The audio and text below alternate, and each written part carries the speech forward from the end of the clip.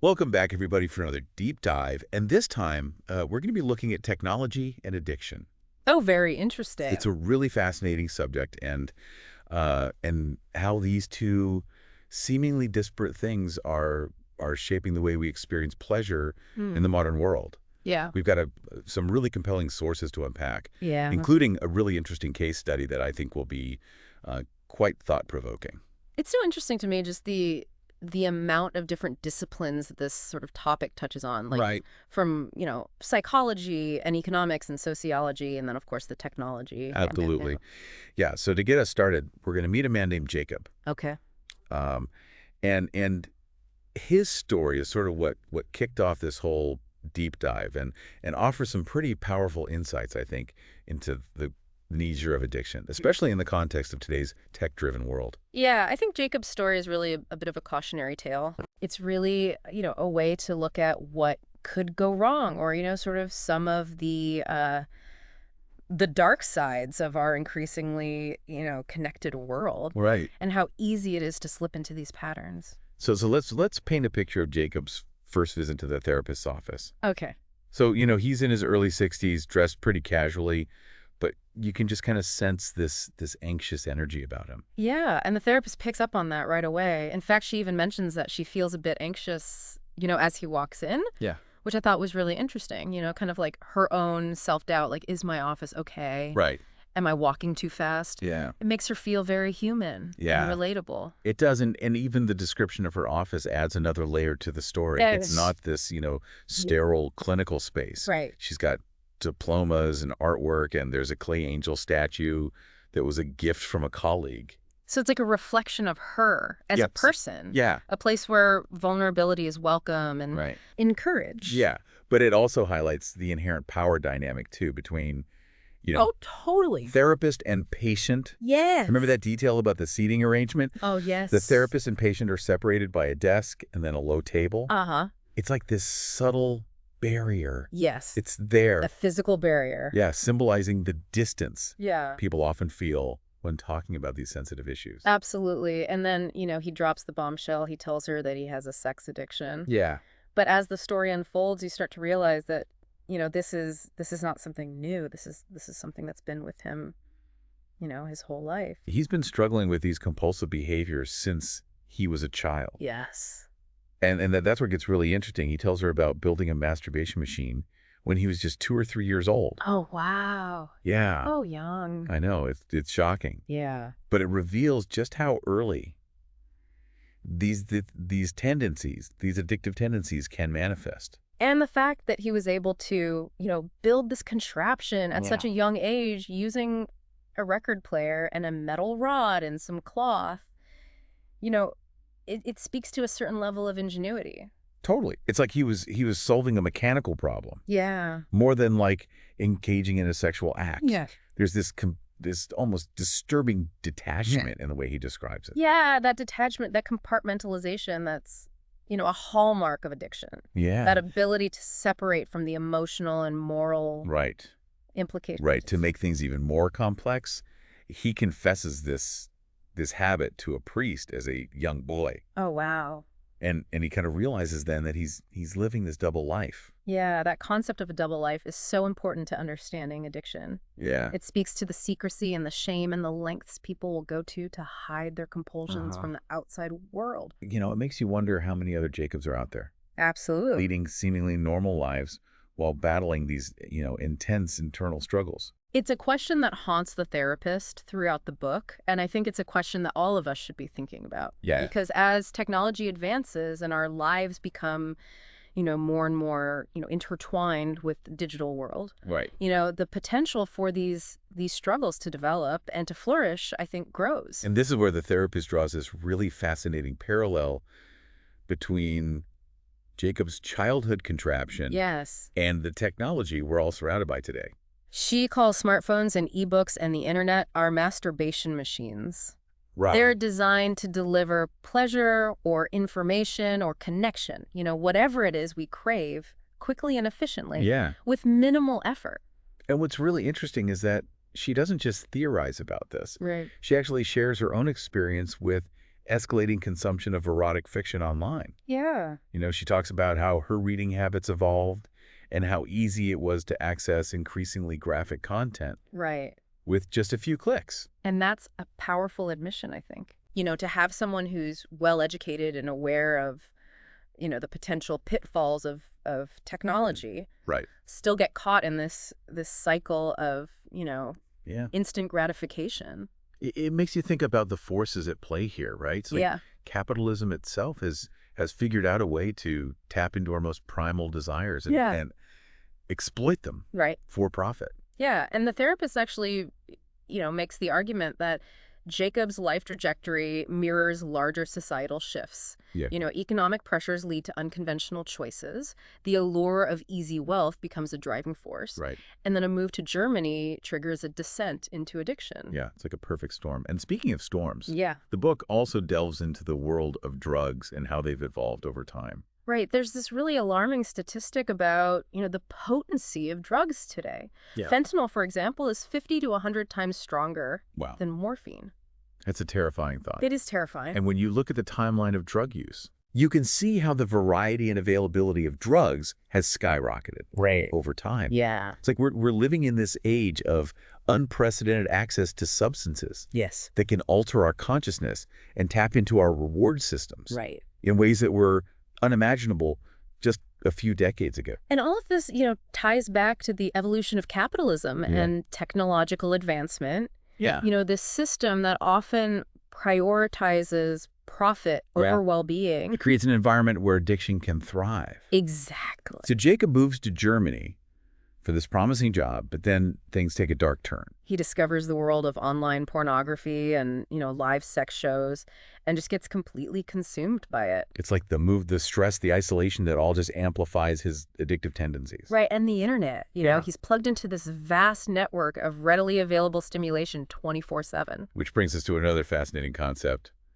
Social contagion. Social contagion. Yeah, have you heard of this? So this is the idea that behaviors, including addictive ones, can spread through social networks. Yes, especially online. Especially online, yeah. Yeah. It's like the internet acts as this giant echo chamber, Yeah. amplifying and normalizing these addictive behaviors. The book gives an example of a Vietnamese immigrant who falls into a cycle of online shopping addiction. Right. Spending hours browsing Amazon, buying things she doesn't need, going into debt. Wow. Fueled by, this constant anticipation of delivery. Right. This rush of dopamine she gets from clicking buy now. It's a really powerful illustration of how technology can create and fuel these addictive patterns. Yes. Even in something that seems as harmless as online shopping. Right. Right. In Jacob's case, the internet didn't just give him access to more pornography. Right. It connected him to online communities dedicated to sinful pleasure. That's right. And he starts creating these custom routines, sharing them online. Yeah, it's this fascinating paradox. He's isolating himself in his addiction, but he's also connecting with others who share his interests. Yeah. Creating a sense of belonging and validation. Right. In these really unhealthy spaces. Yeah, so it's not just about the content itself. It's the way it's delivered. Yeah. The way it connects us. Right. The way it taps into our brain's reward system. Right. It's this complex interplay of factors that make addiction so hard to understand. Yeah. And even more difficult to overcome. And as Jacob's story continues, things get even more complicated. Oh, boy. He starts experimenting with electrical stimulation for sexual gratification. Wow. He builds a 10NS unit. He nearly electrocutes himself. It's a chilling reminder of the lengths people will go to in pursuit of pleasure. Right. How addiction can distort our perception of risk and reward. Right. And it's also this interesting example of how technology can be used to create new and, increasingly intense forms of stimulation. Right. Pushing the boundaries of what we consider pleasurable. Right. And just when you think it can't get any crazier, he starts selling the designs for his 10NS unit online. Oh, wow. So the cycle continues. I know. He's profiting off the very thing that's destroying him. Yeah, it's a tragic illustration of how addiction can twist even our creative impulses Right. and our entrepreneurial spirit into something harmful. Absolutely. The therapist shares another case about a man who killed someone while under the influence of drugs. Oh, my gosh. And it raises this really important question. Yeah. Could easy access to pornography have played a role in this crime? Right. Did it contribute to a distorted view of reality, impaired judgment, increased impulsivity? That's a heavy question. It is. It really is. It highlights the broader societal implications of these issues. Absolutely. We're not just talking about individual struggles anymore. Right. We're talking about the potential for these addictions to have real-world consequences Yes. that impact the lives of others. And it's something we really need to be talking about, especially given the alarming trend of younger and younger children Yeah. being exposed to sexually explicit content online. It's a public health crisis in the making. It really is. And it's not just about pornography. Right. It's about all the other forms of digital stimulation that are competing for our attention. Right. Video games, social media, gambling. Exactly. It's like we're living in this hyper-simulating environment where temptation is constantly at our fingertips. Our brains just aren't equipped to handle it. Right. You know, we're constantly bombarded with opportunities for instant gratification. Right. It's like this never-ending buffet. So where does this leave Jacob? So his wife eventually, discovers his secret life. Yeah. And she gives him an ultimatum. Get help or I'm leaving. Exactly. That's heartbreaking. You can feel the desperation in both of their voices. Yeah, he's lost in his addiction, and she's at her wit's end, Yeah. trying to save their relationship, Right. pull him back from the brink. For a while, it seems like he might actually be able to turn things around. Right, he throws away his machine, cuts off contact with his online community, Right. tries to focus on rebuilding his relationship with his wife. It's a glimmer of hope. Right. You want to believe he can pull himself out of this, Yeah. but the therapist, she's cautiously optimistic. She's seen it countless times before. Yeah. The pull of addiction is often stronger than the desire for change, Right. especially when it's been ingrained for so long. And sadly, that's exactly what happens. After a few months of sobriety, the urges return. Mm-hmm. He starts sneaking around again, rebuilding his machine in secret. Oh, no. Tells himself he can control it this time, Right. that it'll be different. But of course, that's the addiction talking. It's the same pattern repeating itself. Right. And eventually his wife finds out. This Yeah. time there's no coming back. Wow. She leaves him. That's heartbreaking. It's a stark reminder that addiction doesn't just impact the individual. It has ripple effects. It damages relationships, families, entire communities. And as we become increasingly reliant on technology, the potential for these ripple effects to spread wider and deeper. So where does Jacob go from there? What happens next?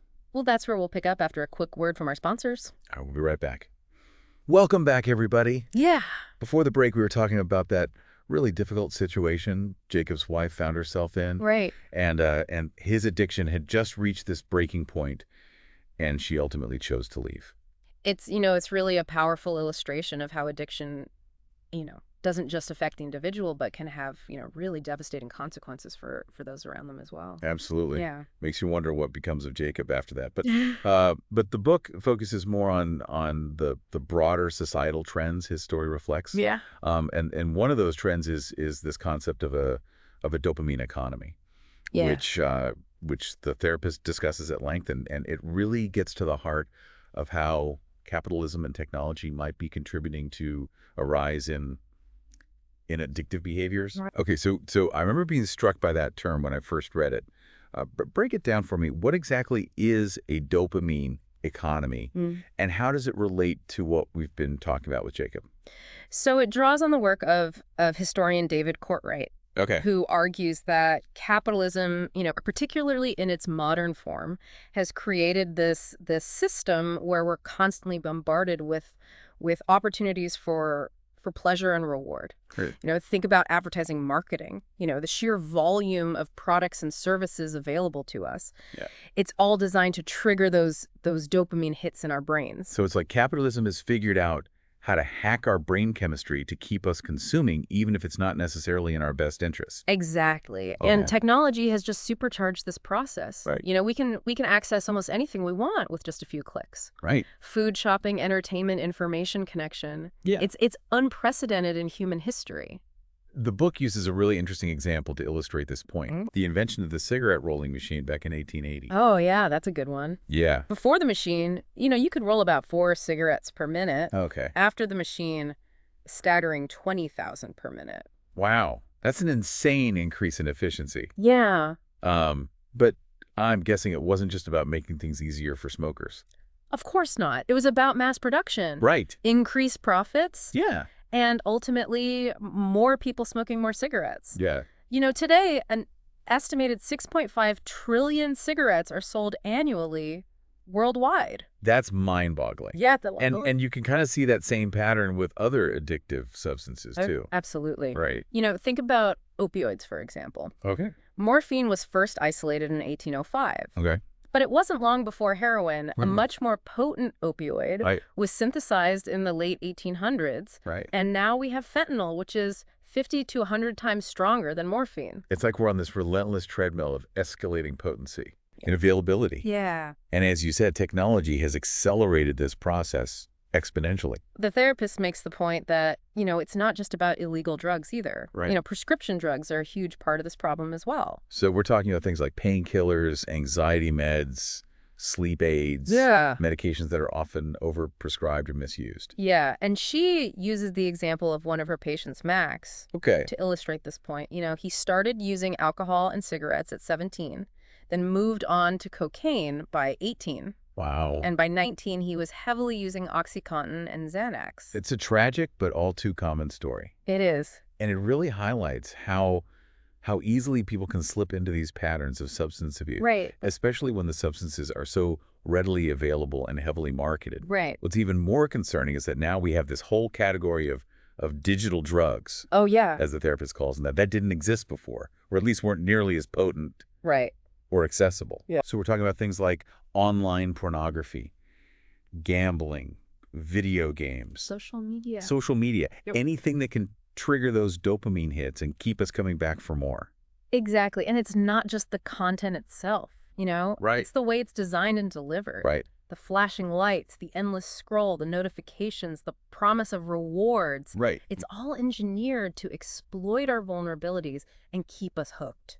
It makes you think about the ethics of these technologies Yeah. and the responsibility of the companies that create them. Totally. But I think that's a whole other deep dive for another day. Definitely. But for now, I think it's important to remember that we're not just talking about, individual choices or willpower here. We're talking about a system Yeah. that's been deliberately designed to keep us engaged, consuming, and ultimately addicted. And on top of that, we have this concept of social contagion to contend with, Right. which adds another layer of complexity to this whole issue. Yes. Remind us how that plays into this conversation. Yeah. So social contagion, is this idea that behaviors, including addictive ones, can spread through social networks, especially online. Right, It's yeah. like a virus. Right.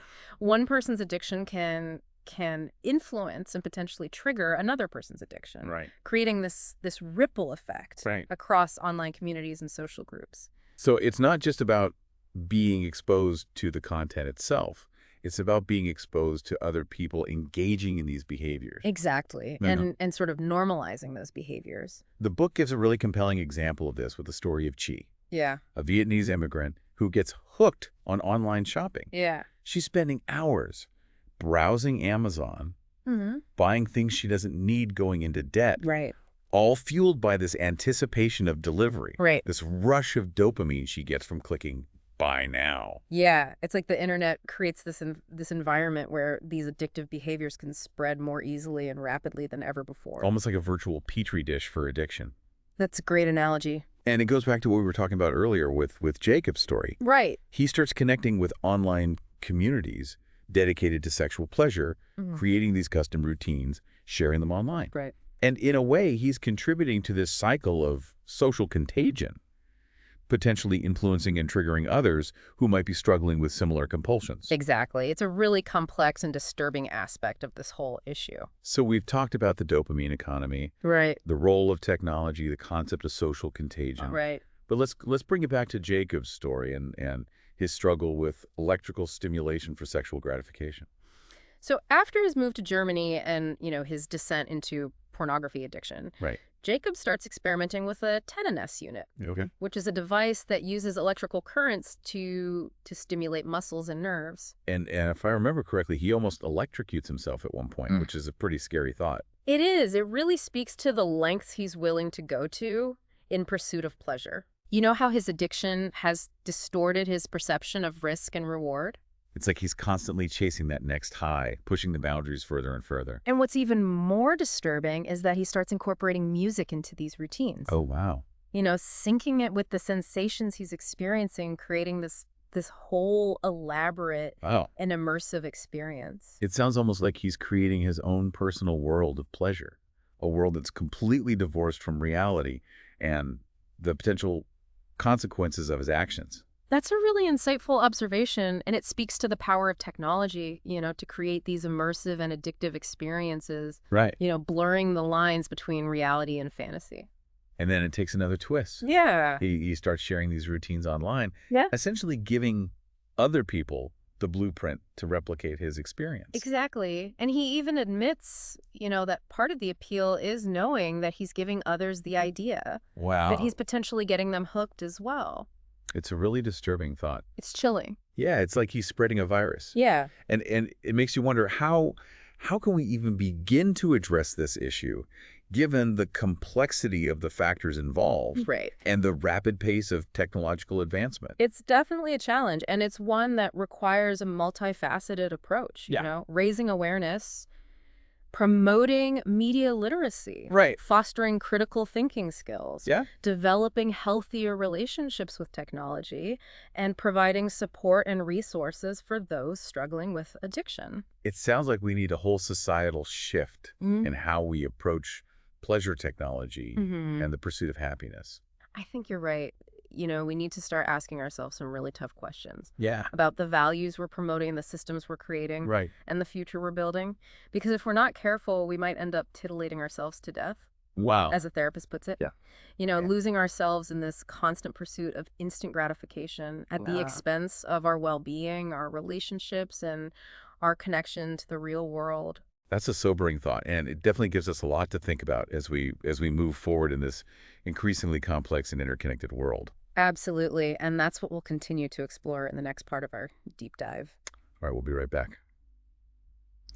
So we're back, and I gotta say that last segment, really got me thinking about how technology is changing our relationship with pleasure, Oh. and not always for the better. It's a complex issue Yeah. with far-reaching implications. Yeah, and Jacob's story, as unsettling as it is, offers a powerful lens, I think, through which to examine these trends. Right. So before the break, we were talking about, Jacob's downward spiral and the fact that he ultimately starts sharing his routines online, almost like he's Right. spreading his addiction to others. It's a pretty dark turn of events. Yeah. Where does his story go from there? So his wife eventually discovers his secret stash of pornography Oh, and the electrical stimulation equipment. that must have been just devastating for her. It was she confronts him, and you can just feel the raw emotion Yeah. in that moment. Yeah. Her betrayal, his shame, the weight of the lies and secrets that have been, festering in their relationship. Right. And she gives him that ultimatum, get help or I'm leaving. Right. It's a last-ditch effort to save their marriage Yeah. and to pull him back from the brink. And for a while, it seems like he might actually turn things around. Right. He throws away his machine. He cuts off contact with his online community. Right. He starts going to therapy. Yeah. It's a glimmer of hope, Right. right? You want to believe that he can overcome this addiction that's been such a destructive force in his life. You do, but the therapist, she's cautiously optimistic. She's seen countless patients struggle with relapse, Right. especially, when they've been entrenched in these patterns for so long. And sadly, that's exactly what happened. After a few months of sobriety, the urges return. Uh-huh. He starts sneaking around again, rebuilding his machine in secret, telling himself he can control it this time, that Okay. it'll be different. But of course, that's the addiction talking. It's the same pattern repeating itself. Right. And eventually, his wife finds out. Yeah. She realizes he hasn't truly changed, that he's still trapped in this cycle of secrecy and compulsion. Wow. And this time, there's no coming back. Right. She leaves him. Man, that's heartbreaking. It is. It's like a Greek tragedy. The consequences of his actions finally catching up with him. It really is, and it highlights the tragic reality that addiction, often leads to profound loss. Right. Loss of trust, loss of relationships, loss of self-respect. Yeah. And in Jacob's case, it cost him his marriage. Right. And likely much more. So what happens to Jacob after his wife leaves? Yeah. I mean, does he ever get the help that he needs?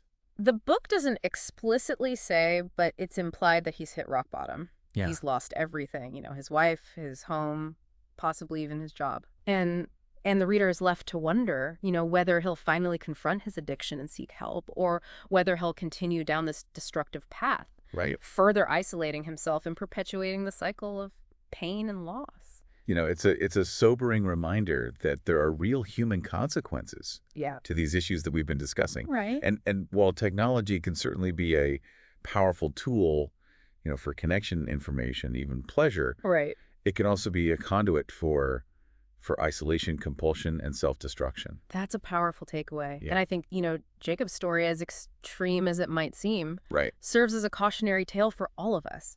Yeah. It forces us to ask ourselves some tough questions about our own relationship with technology, Right. the role it plays in our lives, and the potential consequences of unchecked consumption Right. and instant gratification. Absolutely. It's a reminder that, we need to be mindful of the choices we make, the boundaries we set, and the values we prioritize in this increasingly, digital world. As technology continues to evolve at this unprecedented pace, Right. it's more important than ever to cultivate, awareness, critical thinking skills, and a healthy skepticism Right. toward the seductive allure of the dopamine economy. Well said. And I think it's also crucial to remember that, there's hope for those struggling with addiction. Absolutely. There are resources available, there are people who care, and there are pathways to recovery. Right. It's never too late to seek help and start on the journey toward healing and wholeness. Well, on that note, we've reached the end of our deep dive for today. We hope this episode has sparked some critical thinking about the complex interplay of technology addiction and the changing nature of pleasure in the modern world. It's been a fascinating conversation. Thank you for having me. Absolutely. And to all of our listeners, thank you for joining us on this journey of exploration. We encourage you to continue the conversation, to challenge your own assumptions, and to seek out diverse perspectives on this and other important issues. Until next time, stay curious, stay informed, and take care of yourselves.